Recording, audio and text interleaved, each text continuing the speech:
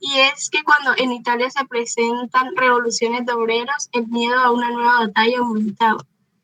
Acompañado al temor social, llegó Benito Mussolini, quien, con sus discursos demagógicos, situación de la población para lograr a través de un discurso de dominación, llega con una revolución comunista. Esta acción de Mussolini ciertamente fue oportunista y dio origen a una ideología un poco confusa, llamada Una pausa. Ojo, Mussolini no desató una revolución comunista. De hecho, era un movimiento profundamente anticomunista. Sí, profesor, yo escribí esa parte, pero cuando estaba corrigiendo ahí, me salió corrección y puse eso. Yo lo corrijo ahora que terminó de leer. Bueno, entonces, vuelva a leer para que quede en la mente que es anticomunista. Okay, mucho cuidado. Okay, porque sí, vuelva a leer ese párrafo, acompañado del temor. Sí. Acompañando al temor social llegó Benito Mussolini, quien con sus discursos demagógicos, situación de la población para lograr a través de un discurso dominación, llega con una revolución anticomunista. Esta acción de Mussolini ciertamente fue oportunista y dio origen a una ideología un poco confusa llamada fascismo. Mussolini fundó Marchi di Combattimento. ¿Esa es la pronunciación? Sí, Fasci di Combattimento, o también llamado Camisas Negras, y con ella lanzó una campaña terrorista que se fue en contra de los grupos de izquierda hasta el punto de derramar sangre. Y como los terratenientes y empresarios, que eran la élite del país, compartían el temor por grupos de izquierda, surge una unión silenciosa con el grupo que fundó Mussolini. Predominó la ideología de la fuerza y la violencia, así como la presión sobre la oposición con el fin de llegar a un gobierno anticomunista. Este movimiento de Mussolini tomó tanta fuerza que se dio la Marcha de Roma, donde se le permite participar activamente como ministro en el poder. Luego atentó contra el Parlamento para tomar las riendas del Estado italiano. Las ideas de Mussolini se vieron fuertemente afectadas por lo que pasaba en Rusia con la Unión Soviética. Luego de tomar poder pleno del gobierno, eliminó el Parlamento e inauguró un perfil estándar de su ideología cuyas características eran, primero, la anulación de partidos de oposición, pues quería conseguir el unipartidismo. La segunda era la limitación de la libertad de expresión y de la prensa. La tercera era un gobierno netamente autoritario, es decir, que cualquier medida que apuntaba a eliminar la autonomía de la República era oprimida. El cuarto era el rechazo a todas las luchas de clases y violencia hacia grupos de izquierda. Y la quinta, se realizaban discursos para mantener a las masas controladas. El modelo fascista y en general el totalitario empezará a recurrir a una visión mucho más emotiva de estas masas. Se crea una movilización basada en las pasiones, como en el caso de Mussolini con el anticomunismo y el de su aprendiz Hitler, quien explotó el odio histórico de los alemanes hacia el pueblo judío. Lo anterior es denominado demagogia. Otro elemento fundamental es el de la infalibilidad del líder, pues está consolidado como un principio de supremacía hacia la persona que está al mando, ya que solo él merece el respeto y admiración de quienes lo siguen. Naturalmente, en un panorama lleno de emociones, se crea un uso intensivo de la propaganda con el fin de persuadir a sus consumidores de tomar una posición a partir de estímulos. Igualmente, surge un ferviente nacionalismo en países cuyas poblaciones se sintieron defraudadas por la guerra. Italia, por un lado, con sus frustradas intenciones imperialistas, y Alemania, por el otro, recibió un golpe bastante bajo en su identidad, lo que lo llevaron a firmar un tratado prácticamente humillante. Ahora, existe otra cuestión que debemos tener en cuenta si queremos entender en cierta medida la diferencia entre fascismo y comunismo. El fascismo puede comprenderse como un promotor del capitalismo y puede verse como un capitalismo más bien de Estado, en el que de una u otra de una u otra forma se restringe la libertad de operación de los agentes económicos a partir de las necesidades del Estado. En este aspecto, lo último que mencionamos fue el tema del darwinismo social. Ya nosotros conocemos que la teoría de la evolución plantea que las especies de seres vivos han cambiado con el tiempo a partir de un antepasado común mediante un proceso llamado selección natural. De ese modo, nace la idea de que así como entre las especies sobrevive el más apto, en la sociedad quien terminaba con el poder era el más fuerte, y con ello surge la nombrada raza superior.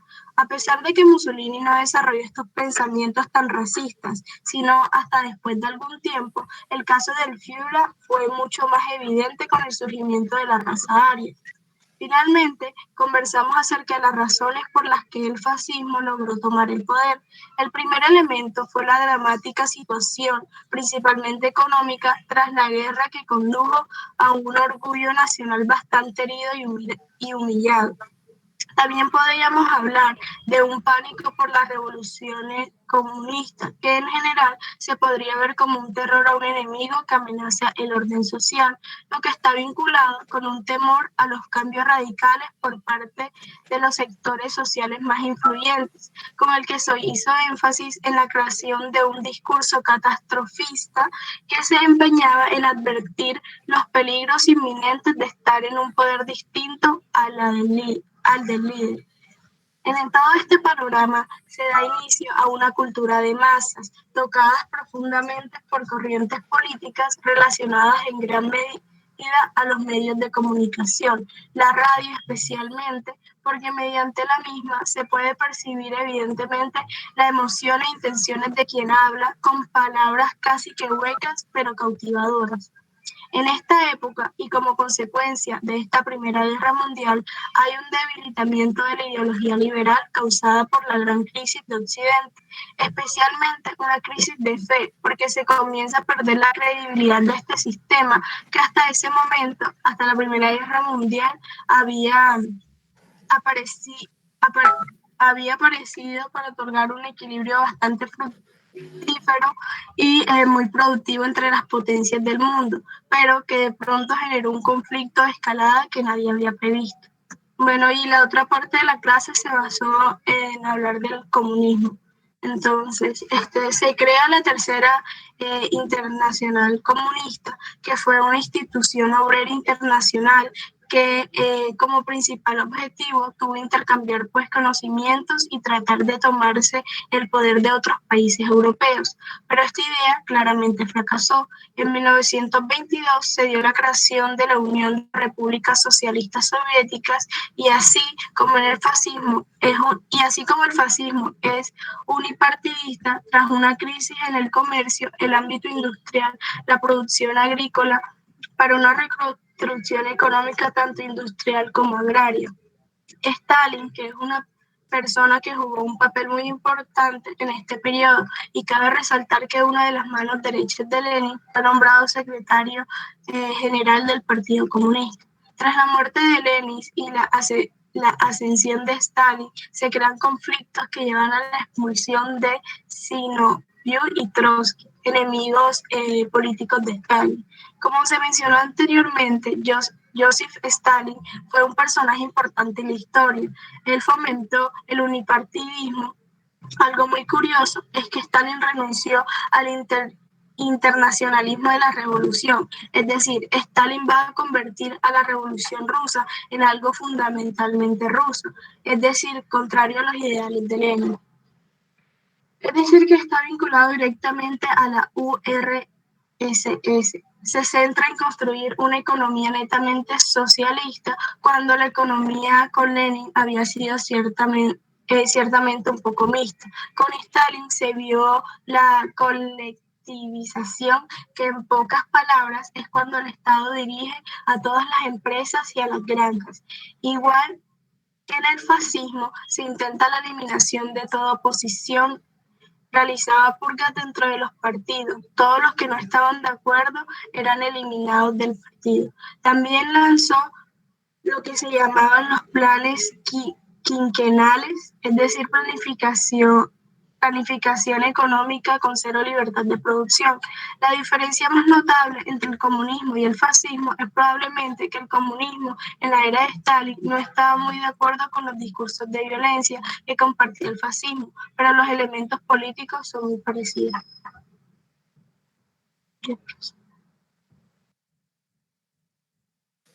Ok, muchas gracias, señora. Creo que es una buena recopilación de todo lo hablado. Y pues bueno, no sé, hay algo que agregar de lo que hablamos la vez pasada, porque en general el concepto de fascismo ha sido bastante delineado, ¿sí? Y bueno, también su contraste con el comunismo, precisamente. ¿Okay? Entonces, hoy hablaremos un poco, hemos hablado, bueno, de fascismo, hemos hablado de comunismo, ¿ok? Vamos a mirar el episodio de hoy. Esto suena un poco extraño el episodio, pero bueno. Justamente lo que pasa con el capitalismo en estos años que va a llevar a la famosa crisis del 29. Y pues bueno, hoy adicionalmente tengo una pequeña sorpresa para ustedes. Espero que les agrade, por cierto. ¿Sí? Pero bueno, vamos a proceder. Antes de iniciar, ¿quién tiene a cargo la relatoría hoy? ¿Quién viene después de Nicole y de mi persona, profe? Esteban y Adriana. Esteban y Adriana. ¿Adriana está aquí? No la apareció, no la he visto. Está presente. Adriana, sí, aquí está listo. Sí, ok. Bueno, ambos son conscientes, Adriana y Esteban, que están a cargo. Adriana. Sí, señor. ¿Y Adriana? Ella también. ¿Cómo así que ella también? ¿Qué quiere decir eso? No, porque yo le recordé por el privado. Me dijo sí, que sí, sabe. ¿Y por qué no lo dice aquí, Adriana? Profesor, es que Adriana está mal de la voz, está enferma. Sí, entonces tiene no. como grita. Espero que me digan en el chat me puede decir sí, soy consciente. Eso es una mala costumbre, uno hablar del otro cuando el otro puede decir algo. Que me dime en el chat, sí, profesor.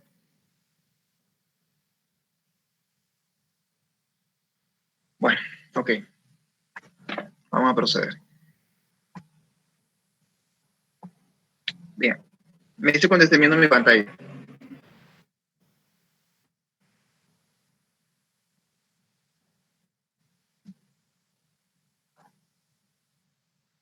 ¿Eso es un sí?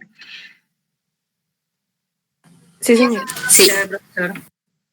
Ok, bueno, listo. No, sí, claro, no, pues yo les digo que me digan cuando la estén viendo. Ok. Sí. Bueno, entonces, cuando se habla de capitalismo en estos años, es lo que el fenómeno que va a llevar a la crisis del 29 en última, pues es inevitable que hay que hablar de los Estados Unidos de América, que era el país, pues bueno, ya netamente capitalista en este periodo, ya a partir de esta época que Estados Unidos va a comenzar a ser el máximo representante del capitalismo mundial. Recuerden que de años anteriores, desde los años 10, incluso desde antes, Estados Unidos había ingresado en un proceso de expansión capitalista por la zona del Caribe y del Pacífico. Estados Unidos participó en la independencia de Cuba y de Puerto Rico, en una famosa guerra en 1898 en la que derrotó a España, ayudando a independizarse a Cuba y a Puerto Rico, pero poco, ya sabemos lo que pasó un poco.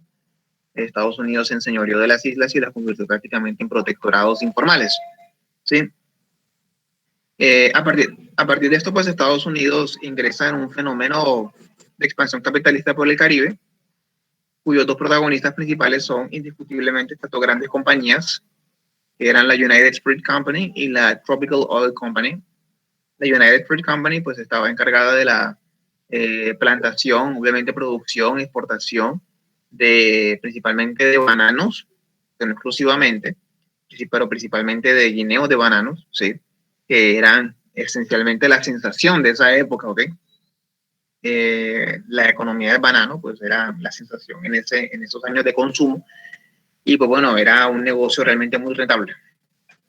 Y la Tropical Oil Company, que estaba encargada de los negocios de la extracción del crudo de petróleo en diferentes partes, por ejemplo en Venezuela y en México principalmente, ¿sí? En Estados Unidos fracasa completamente todo intento socialista, comunista o sindicalista de generar alguna especie de movimiento semejante al que ocurría en Alemania o en Rusia para los años 10. El fenómeno es un poco complejo por decir por qué fracasa tan rotundamente, pero una de las razones es que pues, Estados Unidos era una tierra de tanta abundancia en productos, en bienes y en dinámica empresarial, y además también en amplitud de tierras, que bueno, en general la clase obrera en Estados Unidos le iba bastante bien en comparación con la clase obrera de otros países europeos. Y bueno, más importante que eso, de hecho, mucho más importante fue el hecho de que la clase burguesa estadounidense, y bueno, no sé muy bien por qué razón exactamente, pero bueno, probablemente porque había menos barreras de prejuicios y también quizás por un aprendizaje de la experiencia europea, la clase burguesa en Estados Unidos se mostró mucho más proclive a ceder a determinadas reivindicaciones de los grupos obreros, de los sindicatos, en cuanto a horas de trabajo, por ejemplo, en cuanto a salarios.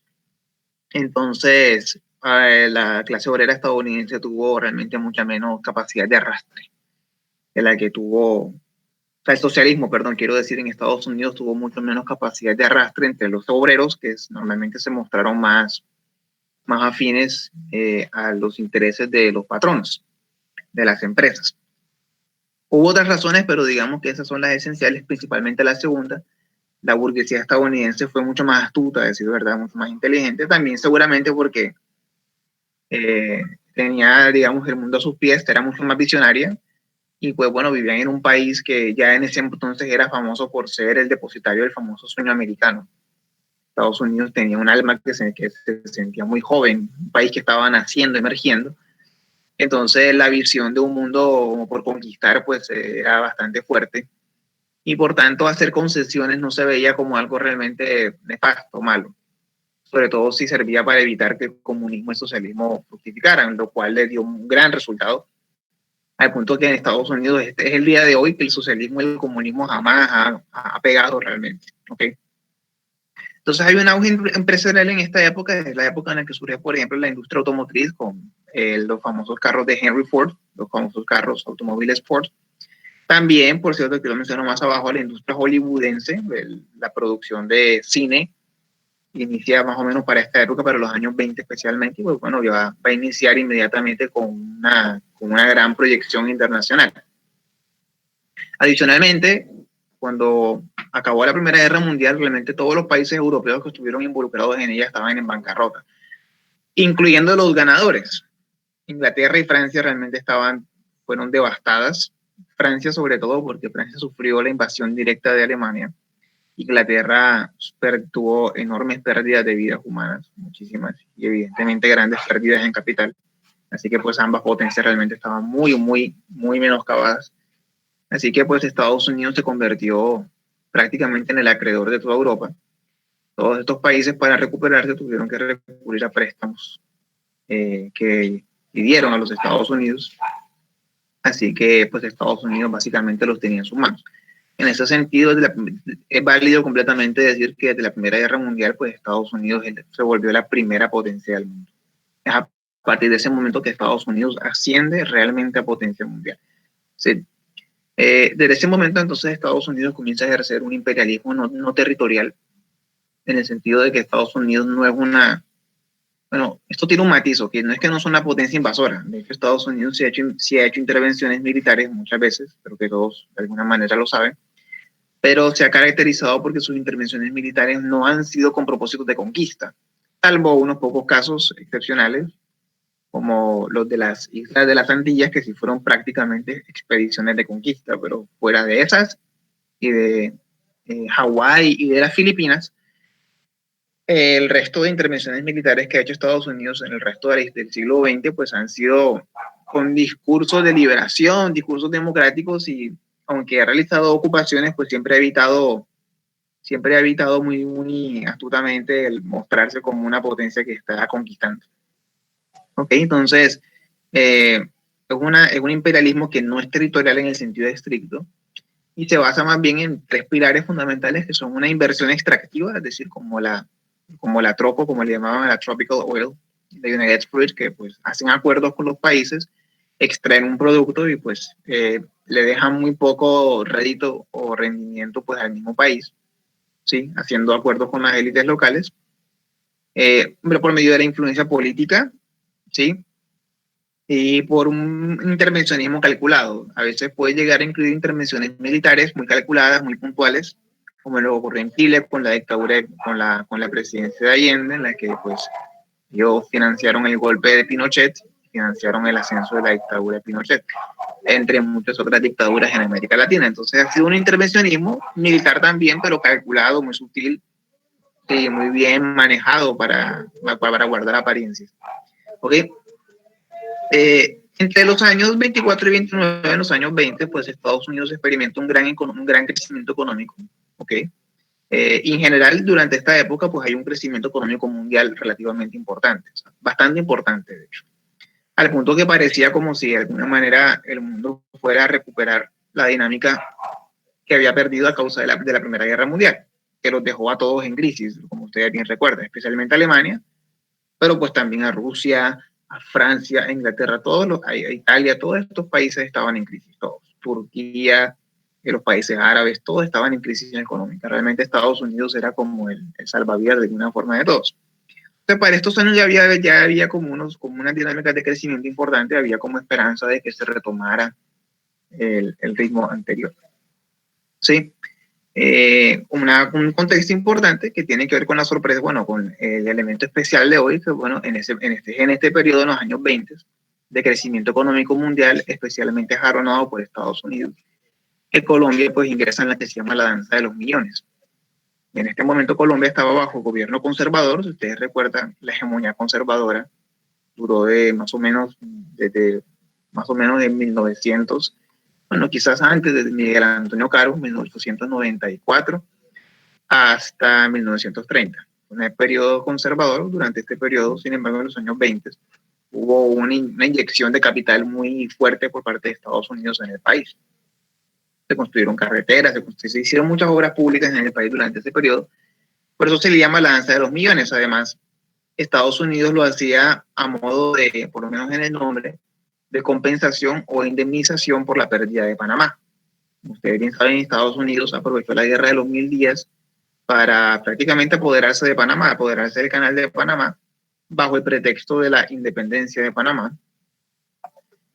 Colombia, de hecho, mantuvo una posición anti-yanqui durante los 20 años que siguieron a esa fecha, en 1903, que fue la pérdida completa de Panamá, pues hasta que vinieron los años 20 y pues Estados Unidos dijo, bueno, miren, nosotros reconocemos que actuamos mal, los vamos a compensar con este montón de dinero, ¿ok?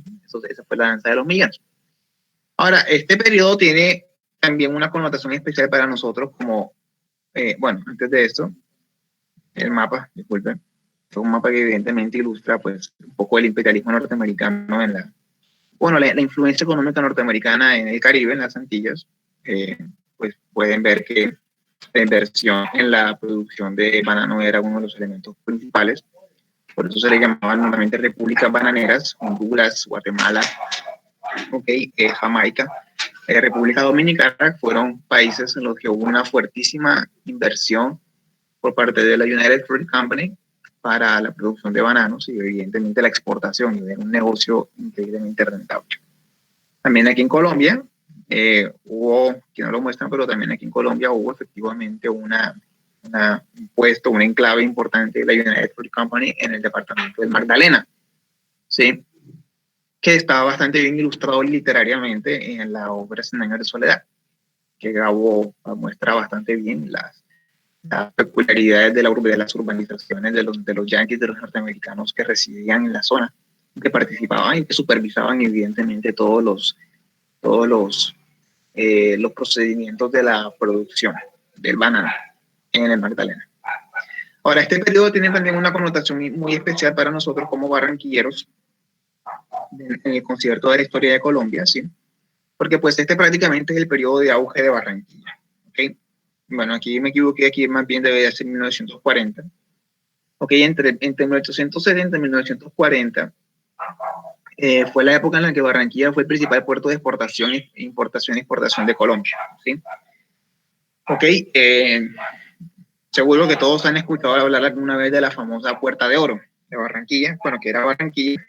Barranquilla ya no es Puerta de Oro, por cierto. Si a alguien le estoy tumbando su sueño, lo siento, pero Barranquilla fue Puerta de Oro en esta época, pero Barranquilla ya no es Puerta de Oro, ¿ok? Esta es como tal la época gloriosa, por decirlo de una forma, de la ciudad, que fue el periodo en el que, bueno, Colombia estaba bastante ya conectada con el mercado mundial, sobre todo por medio del café, y pues en un mundo que estaba bastante interconectado, el principal puerto que era en ese momento, pues evidentemente experimentó un crecimiento vertiginoso. Barranquilla literalmente era un pueblo, una villa, a principios del siglo XIX. Rápidamente, sin embargo, por su cercanía al Magdalena, después de la independencia, superó a Cartagena y a Santa Marta, la fue superando gradualmente, y para 1870 Barranquilla se convierte en el principal puerto de importación y exportación del país.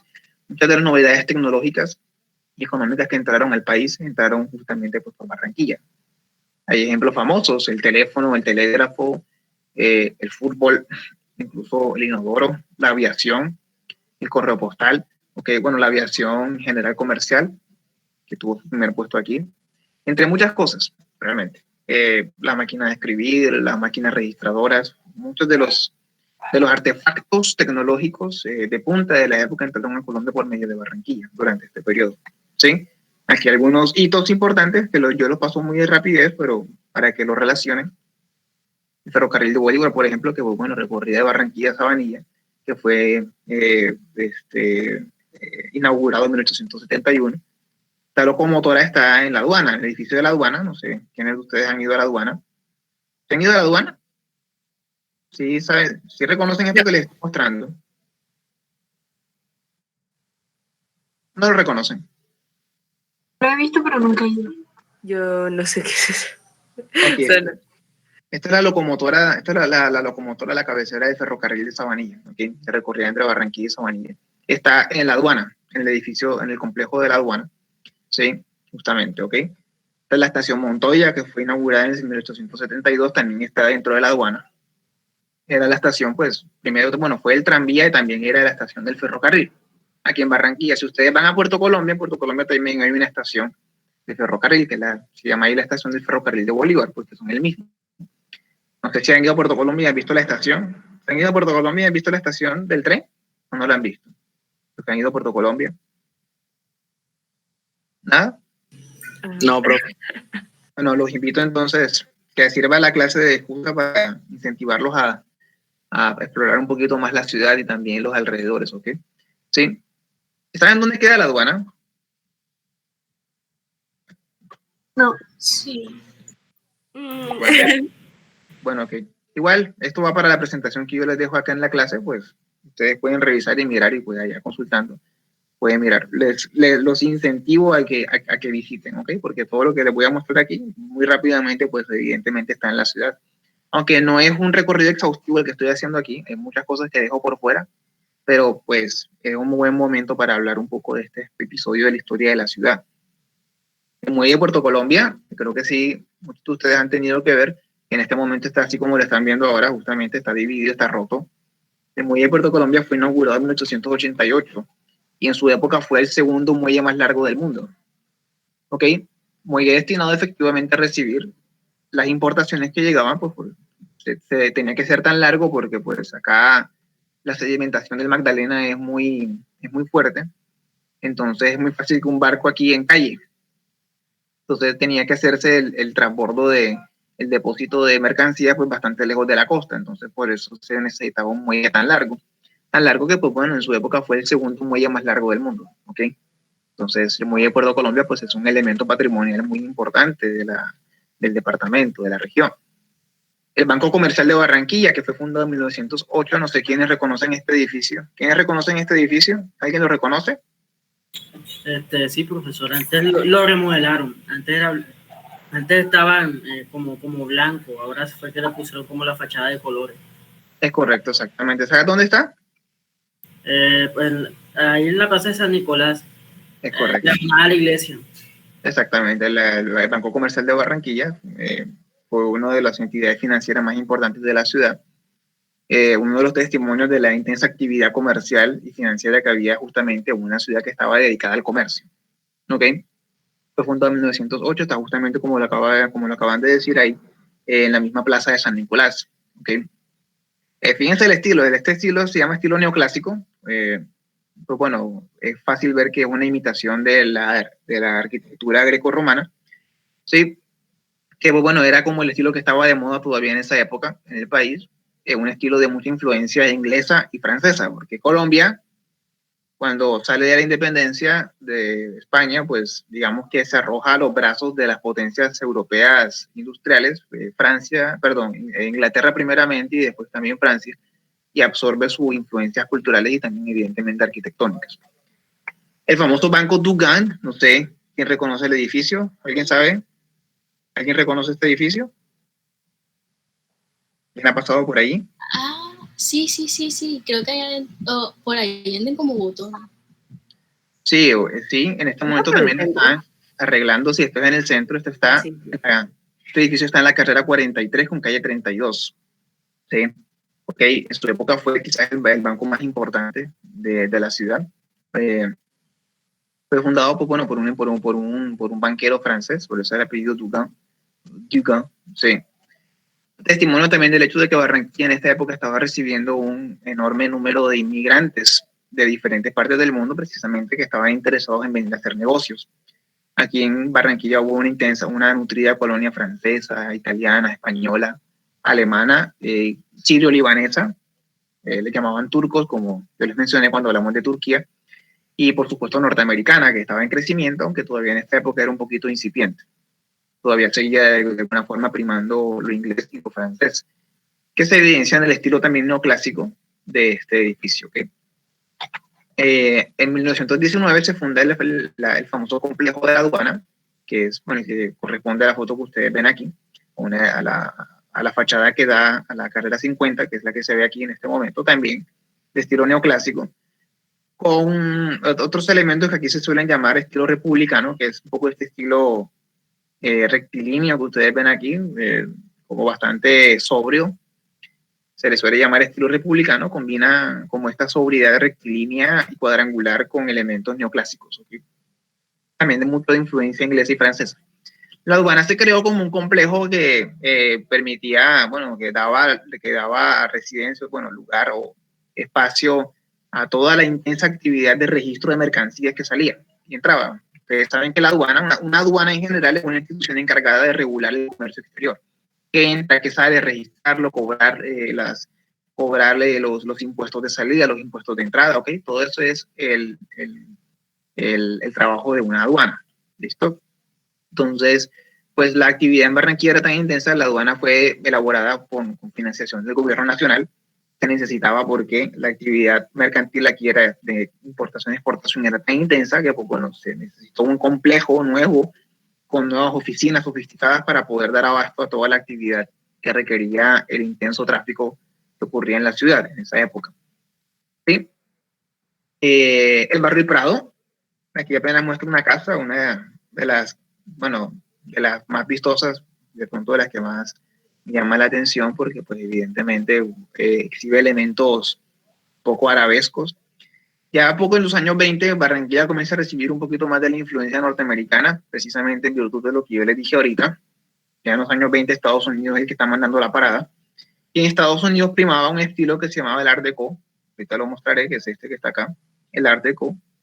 Ya no es estilo como el clásico. El Art Deco era un estilo que podría llamarse ecléctico, de alguna forma un estilo de tipo más decorativo que combinaba elementos de distintas índoles para generar como espacios cómodos. Sí, la prioridad era más como la comodidad y también la exploración de formas distintas artísticas y decorativas interesantes que tomaran elementos de diferentes partes. Aunque este estilo es de origen francés como tal, pues fue muy apropiado por los norteamericanos, especialmente durante esta época. Los rascacielos típicos de este periodo, por ejemplo, el edificio Rockefeller o el Empire State, fueron creados en el estilo Art Deco y pues como en los años 20 pues fueron los años norteamericanos por excelencia, entonces aquí en Barranquilla pues surge una nueva urbanización. Aquí no puse el nombre, pero esta urbanización fue diseñada, promovida por un por un urbanista norteamericano llamado Carl Parrish. Creo que todos han escuchado alguna vez este nombre, ¿sí? Carl Parrish, ¿han escuchado, cierto? Sí. Sí, Sí. Bueno, Carl Parrish fue un arquitecto, un diseñador, un urbanista norteamericano que pues bueno, residió acá en Barranquilla y fue prácticamente, pues bueno, el creador, el diseñador de todo el barrio El Prado. ¿Sí?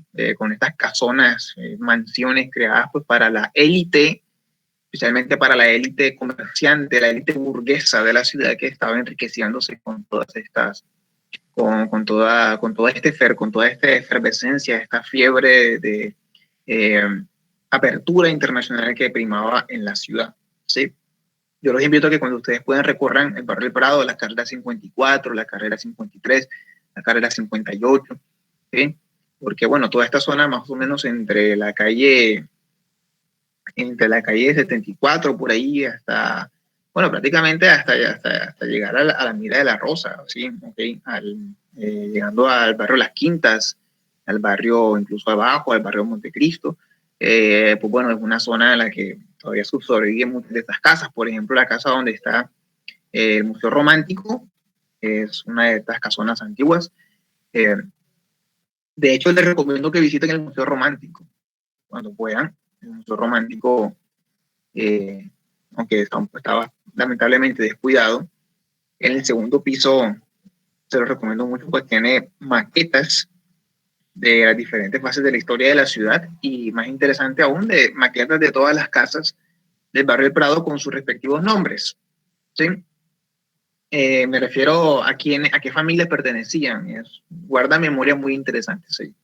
¿Han escuchado el Museo Romántico alguna vez o están escuchándolo aquí por primera vez en sus vidas? Sí, ¿Te lo he pregunto? escuchado antes. ¿No lo has escuchado Yo antes? primera en mi vida. No, igual no se te recomiendo. Está en la carrera 54 con calle 60 y se me olvida, 61 por ahí. Sí. Donde está este bulevar, donde está la escultura de Jesucristo acostado. El Parque de los Sí, Fundadores. exactamente, correcto, exactamente. Sí, pero referenciará más por la imagen. Sí. Ahí cerquita hay un parque que se llama el Parque Santander, donde está la estatua de Santander. Está el Parque Fundadores, como acaba de decir Barraza, y que está la Plaza de Santander. Te lo recomiendo, ¿sí? La verdad es, bueno, yo tengo rato que no voy, pero la última vez que fui fue hace unos años y bueno, aunque está descuidado en varias partes, lamentablemente, porque la administración local no le ha prestado mucha atención, esta parte del segundo piso sigue siendo bastante impresionante, ¿sí? Te lo recomiendo. El edificio Palma, que ya no existe, pero que fue uno de los íconos de la ciudad de Barranquilla.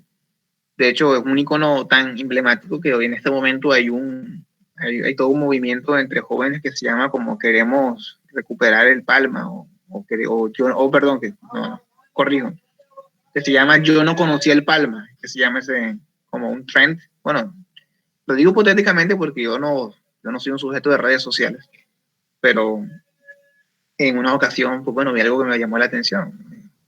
Varios pósteres decían yo no conocía el Palma, yo no conocía el Palma.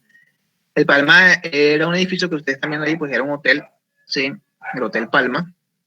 Era un hotel 5 estrellas, un hotel, bueno, bastante resaltante, como ustedes pueden ver, era bastante elegante, también construido en estilo Art Deco. Donde está actualmente la Caja Agraria, el edificio Mansur. O sea, esto que ustedes ven aquí es la Plaza de Bolívar. Okay, o sea, este es el Paseo Bolívar. Esta es la Plaza de Bolívar, la cual como ustedes la ven acá atrás, si ustedes ven tiene una foto de Barranquilla, pues acá está la Torre Mansur, ¿cómo se llama? El edificio, la Caja Agraria. ¿Están ubicados o estoy aquí hablándoles en Chinese?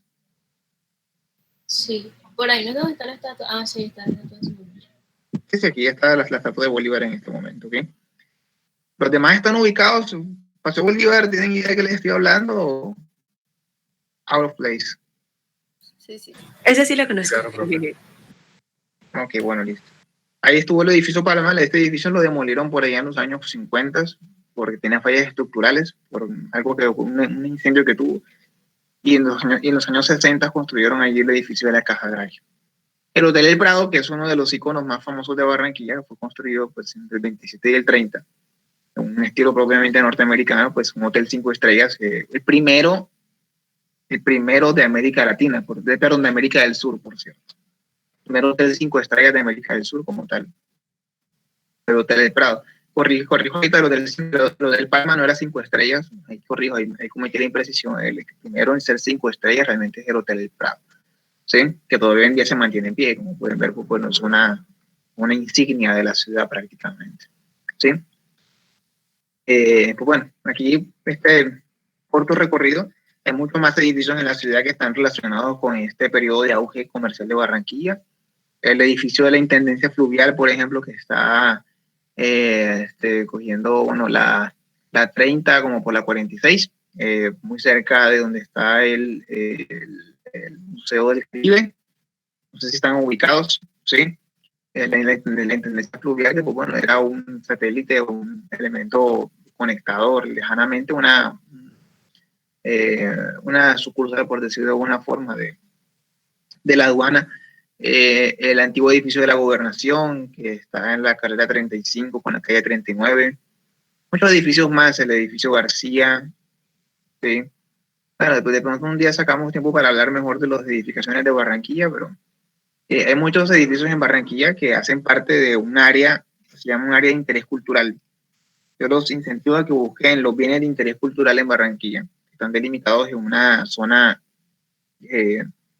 relativamente grande que cubre el centro, parte del barrio Las Quintas, del barrio Montecristo, el barrio Abajo, ¿sí? El barrio El Prado, obviamente, que, bueno, abocado a la conservación de este patrimonio arquitectónico, que principalmente corresponde al periodo que les describí aquí, del 70 al 40, que es la época como tal gloriosa, por decirlo de una manera, de Barranquilla, cuando Barranquilla fuera una ciudad internacional, fundamentalmente, ¿ok? O sea, la Barranquilla de hoy en día, en términos sociales, por ejemplo, no corresponde a lo que era la Barranquilla de ese momento, ¿okay? ¿Sí? La Barranquilla de hoy es mucho más nacional, mucho más de gente de acá del país, aunque hay extranjeros, evidentemente, pues la proporción es mucho menor a lo que había en ese momento, a la movida de extranjeros que había aquí. El profesor Asa, por ejemplo, alcanzó a conocer algo de esa ciudad cuando llegó acá en los años 50, ¿sí? Los años 50 fue como el periodo de transición a la fase de declive, de caída, que comenzó en los años por ahí 60, 70 sobre todo, que fue cuando Barranquilla ya básicamente perdió todo su dinamismo comercial. Y bueno, entró en una época de una crisis muy severa, pues hasta relativamente poco, que está tratando de estar en proceso de recuperar su posición, por decirlo de una manera. Bueno, ahora saliendo de este paréntesis local muy importante, por cierto, los incentivo a que averigüen más sobre el patrimonio arquitectónico de Barranquilla, se familiaricen más con este tema y en relación a lo que estamos viendo aquí. Bueno, este periodo en general mundial de gran crecimiento comercial va a llegar a su fin de manera abrupta en la famosa crisis del 29.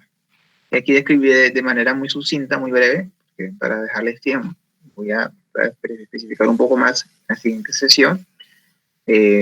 Bueno, cuando sea que se dé, si de pronto se da en alguna de las sesiones que les dijeron o si fuera después de vacaciones. El tema es el siguiente.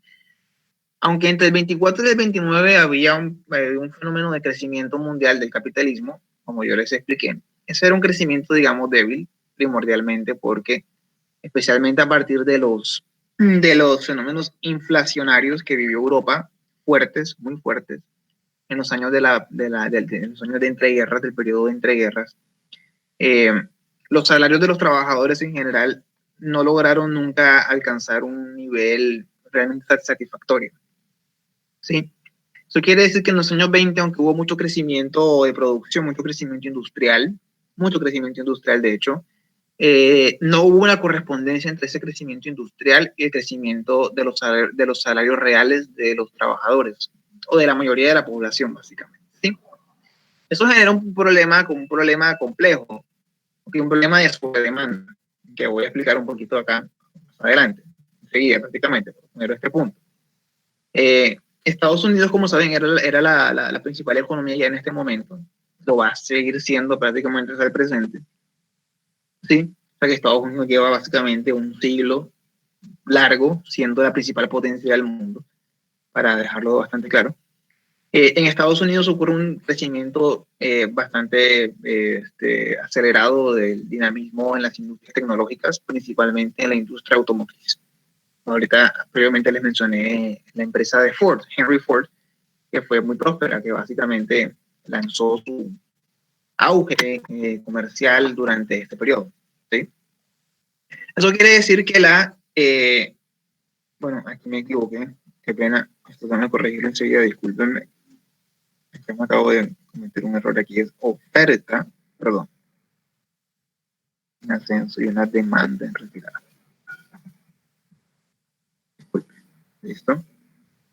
Entonces, lo que ocurre es que hay una sobreproducción, hay un incentivo a producción muy grande, ¿sí? Hay una oferta en ascenso, es decir, como hay una sobreproducción muy grande, especialmente en estos tipos de bienes, que son un poco bienes lujosos, bienes tecnológicos que son lujosos. No son bienes de primera necesidad, sino bienes lujosos.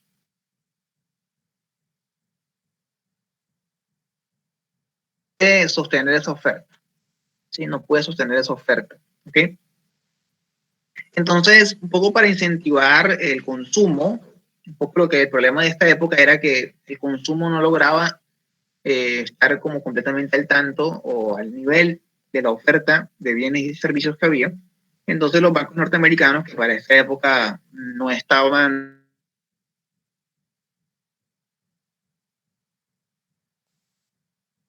no tenían una regulación significativa, básicamente, bueno, hacen reducciones muy dramáticas de la tasa, bueno, reducciones significativas de la tasa de interés para que las personas presten más dinero, ¿ok? El problema era que, sí, cuando los bancos bajan la tasa de interés, ¿sí? Debe ser normalmente porque debe haber buenas razones, es decir, debe haber un crecimiento económico sostenido, ¿sí? De manera que los bancos tengan la confianza de que los deudores van a tener la posibilidad real de pagar. Cuando ustedes van a tratar de hacer, si ustedes alguna vez tratan, personalmente no se lo recomiendo, pero bueno, si ustedes alguna vez se endeudan con un banco, repito, personalmente no se lo recomiendo, verán que los bancos normalmente van a hacerles preguntas sobre ustedes en qué trabajan, cuánto tiempo llevan trabajando, qué salario tienen. Van a tratar de obtener información de ustedes, información financiera de ustedes, cómo están financieramente. Porque a los bancos les preocupa el saber que usted vaya a poder pagar la deuda, ¿okay? Tenga la capacidad de.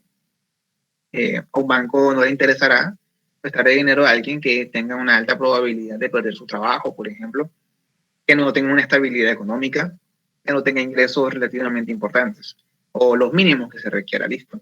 Entonces, los bancos suelen retener. Hay diferentes formas de retener el interés. Una forma es esta, es decir, decidir a quién darle el interés, digamos, aumentar los requisitos. Otra también simplemente es aumentar la tasa de interés. ¿Ok? O sea, cuesta más plata, digamos, básicamente, para decirlo de manera simple, prestar dinero, porque la tasa de interés es alta.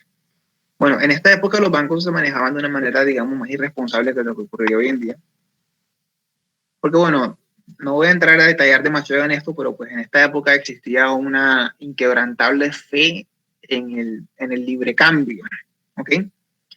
Es lo que se llama la ortodoxia liberal económica, ¿sí? Los economistas de esta época eran gente muy ortodoxa, quiere decir, eran personas que tenían una confianza ciega en que los bancos, el mercado y las instituciones financieras no necesitaban regulación alguna.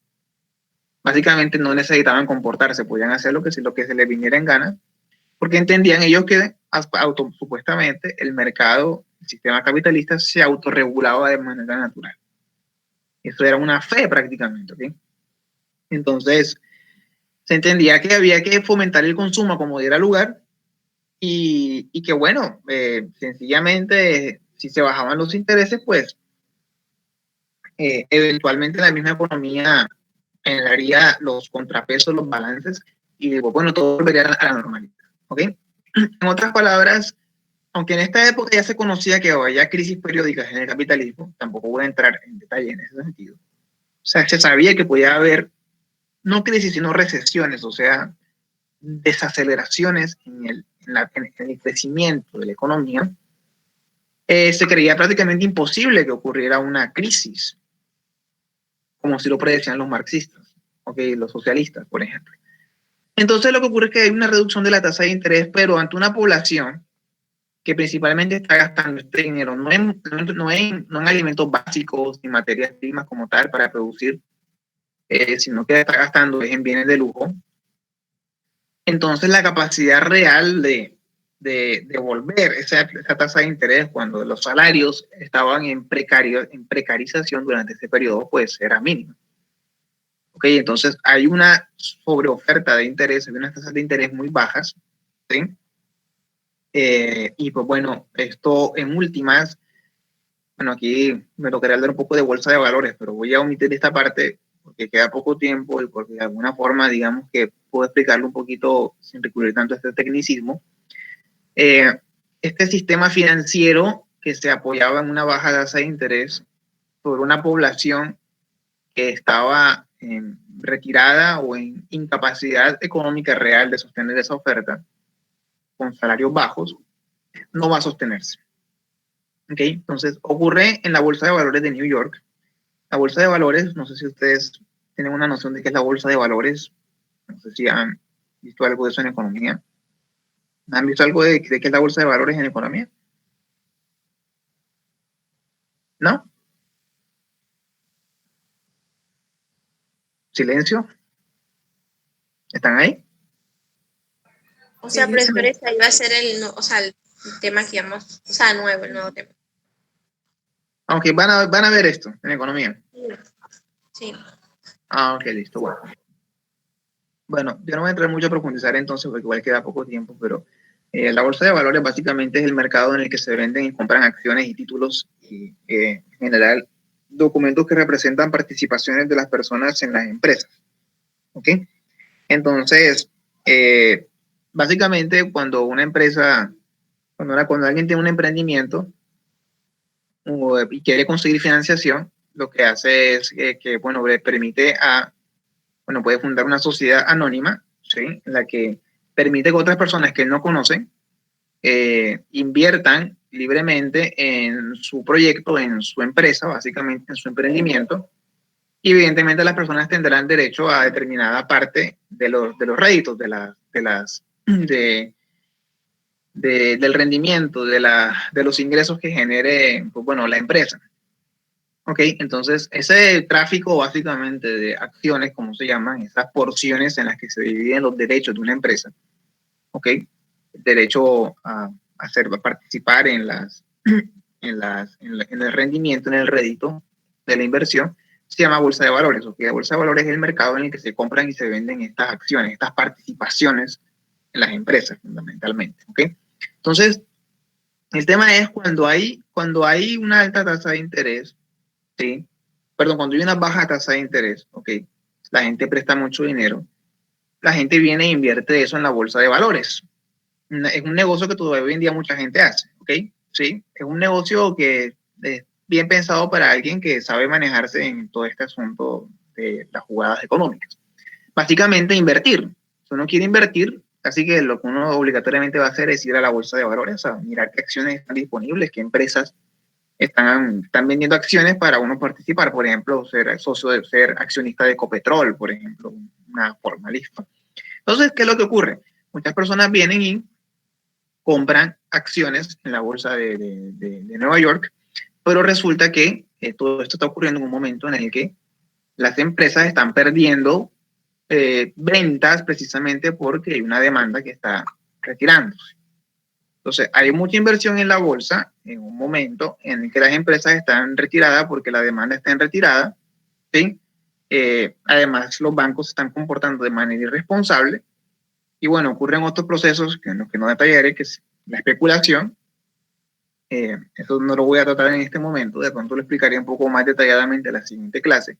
El punto está en que ya llega un punto de crisis en el que los bancos dejan ya de prestar, ¿sí? Porque básicamente ya las personas no están pagando las deudas. Si no pagan las deudas, el sistema bancario no funciona. El sistema bancario no funciona, entonces no hay préstamos, entonces no hay dinero para hacer negocios en la bolsa de valores y la bolsa de valores se cae. Cuando la bolsa de valores se cae, sí, básicamente, pues todo el sistema se paraliza porque la bolsa de valores es el organismo que está a cargo de, digamos, repartir todas las inversiones entre las empresas, ¿sí? Es el mismo mercado como tal, fundamental, financiero. Entonces, la bolsa de valores, digamos que es víctima de una asfixia, por decirlo de una forma, y se da lo que se conoce como un crack, ¿sí? La bolsa de valores cierra porque se reducen a cero los negocios, las transacciones, y se da lo que se conoció como el jueves negro, ¿sí? El jueves negro, el 24 de octubre de 1929, la bolsa de valores de Nueva York cerró, básicamente quedó sin operaciones, sin transacciones a realizar, y pues básicamente la economía norteamericana y con ella la economía mundial, que ya dependía de Estados Unidos, la europea, por ejemplo, la de América Latina, entraron en una parálisis económica, la más grande que ha conocido de hecho el capitalismo en toda su historia, ¿sí? Bueno, aunque algunos dicen que la del 2008 fue igual de grande, pero ya hoy hay mecanismos, ya digamos que se sabe reaccionar mejor a eso, así que si lo ponderamos por el periodo, pues realmente fue la peor crisis que ha vivido el sistema capitalista. Y pues bueno, los efectos de eso van a ser dramáticamente importantes porque pues a partir de esta crisis que va a dejar en el desempleo a millones de personas en Estados Unidos, en Europa, y va a precarizar, a arrojar a la pobreza en enormes cantidades de gente en el mundo occidental, ¿sí? Va a desacelerar la economía a casi un tercio, es decir, va a ser una crisis realmente muy grave.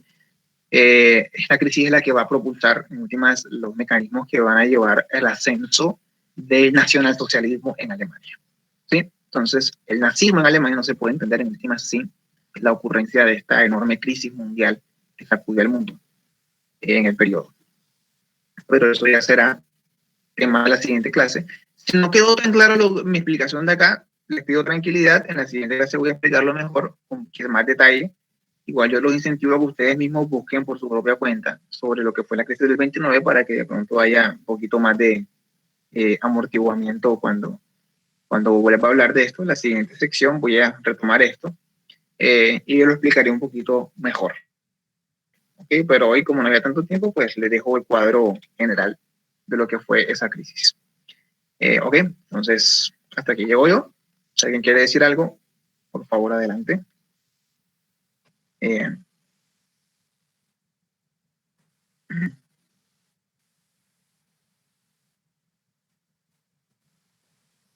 Ok, bueno. Bueno, yo les recuerdo que yo les voy a dejar ese, digamos, formulario opcional para los que quieran desarrollarlo. Yo voy a estar pendiente, ¿sí? En estos días te voy a estar mirando todos los días. Les aconsejo que lo hagan. Yo voy a personalmente a corregir, a hacer comentarios, a ampliarles a los que deseen hacerlo para ir, bueno, para ir también puliendo temas y las dudas que puedan tener y todo lo demás. Listo. Así que, bueno, también yo hablaré con la profesora Gali, de pronto yo estoy incluido en los refuerzos que les vayan a dar, de pronto nos vemos antes de que iniciemos otra vez clases. Si no hay más que decir, si no hay nada que comentar, pues me despido de ustedes y les deseo que tengan un muy buen día. Igualmente, profe. Gracias. Igualmente, profesor, hasta luego. Igualmente, profe, hasta luego.